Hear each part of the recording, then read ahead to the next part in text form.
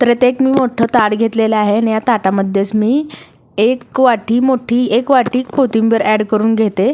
तर ही कोथिंबीर आहे ती मी स्वच्छ अशी धुवून फॅनच्या हवेखाली वाळवलेली आहे आणि बारीक अशी चिरून घेतलेली आहे। तर एक वाटी कोथिंबीर मी या ताटामध्ये ॲड करून घेतलेली आहे।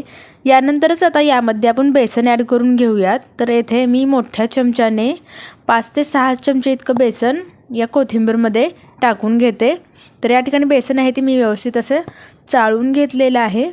चाळून आपल्याला बेसन आहे तर यामध्ये ॲड करायचं आहे।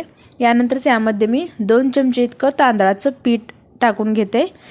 तांदळाचं पीठसुद्धा चाळून घ्यायचं आहे।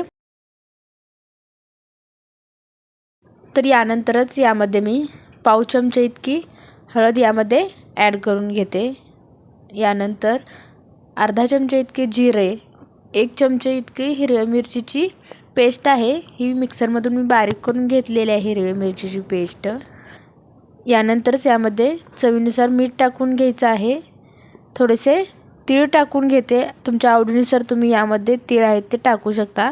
तर 1 चमचे इतके मी तीळ यामध्ये ॲड केलेले आहे आणि थोडासा पाव चमचे इतका ओवा मी यामध्ये ॲड करून घेतलेला आहे आणि 1 चमचे इतकी अद्रक आणि लसूणची बारीक केलेली पेस्ट ॲड केलेली आहे।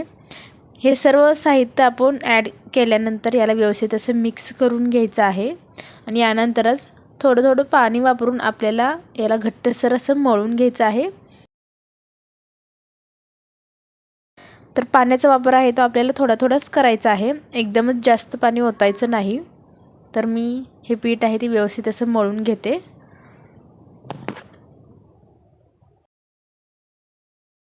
तर हे पहा पीठ आहे ते छान असं मळलं गेलेलं आहे।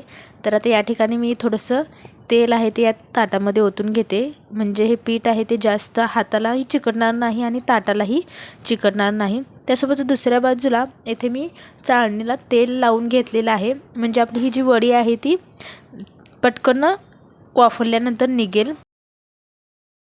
तर आपण हे जे कोथिंबीरचं पीठ मळलेलं आहे त्यापासून या पद्धतीने आपल्याला हा रोल बनवायचा आहे आणि दुसऱ्या बाजूला एका ताटामध्ये मी खूप सारे तीळ ओतून घेतलेले आहे आणि हा कोथिंबीरचा रोल आहे तो आपल्याला यावरती अशा पद्धतीने पसरून घ्यायचा आहे आणि सर्व बाजूने आपल्याला तीळ आहे ते लावून घ्यायचं आहेत आणि हे जे रोल आहे ते मी या चाळणीमध्ये ठेवून देते।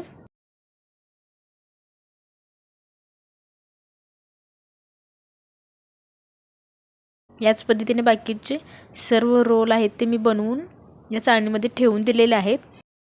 तर आता दुसऱ्या बाजूला मी पातेल्यामध्ये पाणी आहे ते छान असं उकळून घेतलेलं आहे आणि त्यावरतीच आता आपण ही चाळणी आहे ती ठेवून देतोय। यावरती झाकण ठेवून आपण हे 20 मिनिटांपर्यंत छान असं वाफवून घेणार आहोत।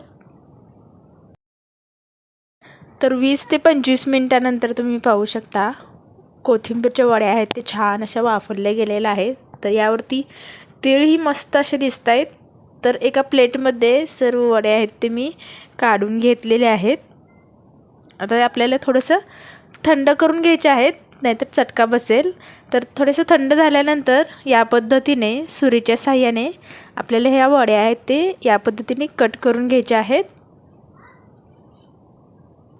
वड्या तर मी कट करून घेते, त्यासोबतच तुम्ही चॅनलवरती जर नवीन असाल तर चॅनलला सबस्क्राईब मात्र नक्की करा, म्हणजेच असेच नवनवीन व्हिडिओ आहेत ते तुम्हाला पाहायला मिळतील। तर हे पहा वड्या आहेत ते छान अशा कट करून घेतलेल्या आहेत। तर या पद्धतीने कच्च्याच वड्या तुम्ही खाऊ शकता। तर आता आपण थोड्याशा वड्या आहेत त्या तळून घेऊयात। तर त्यासाठी मी कढईमध्ये तेल गरम करण्यासाठी ठेवले होते। तेल व्यवस्थित गरम झाल्यानंतर यामध्ये आता आपण या कोथिंबीरच्या वड्या आहेत ते टाकून घेतोय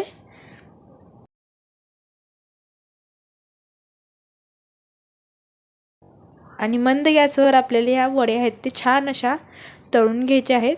गॅसची फ्लेम आहे ती आपल्याला बारीकच ठेवायची आहे। गॅसची फ्लेम बारीक ठेवल्यामुळे काय होईल तर वडे आहेत ते कुरकुरीत होतील। 12 ते 15 मिनिटांमध्ये आपल्याला वड्या आहेत ते छान अशा लालसर कलर येईपर्यंत तळून घ्यायचे आहेत। तर हे पहा छान तळले गेलेले आहेत। एक बॅच आहे ती मी काढून घेते आणि याच पद्धतीने बाकीच्या सर्व वड्या आहेत ते मी तळून घेते। सर्व वड्या तळून घेतलेल्याच आहेत मी। तर हे पहा तुम्ही याचा कलर पाहू शकता, एकदम मस्त असा कलर आलेला आहे आणि एकदम खुसखुशीत आणि कुरकुरीत ही वडी आहे ती तयार झालेली आहे। कोथिंबीरच्या वड्यांवरती जे आपण तीळ लावलेले आहे ते एकदम छान दिसतात, आकर्षक, आणि खातानाही एकदम मस्त लागतात. तर ही आपली कोथिंबीरची कुरकुरीत वडी आहे ती तयार झालेली आहे. व्हिडिओ आवडल्यास लाईक करा, त्यासोबतच व्हिडिओ इतरांनाही शेअर करायला विसरू नका. व्हिडिओ पाहिला त्याबद्दल धन्यवाद.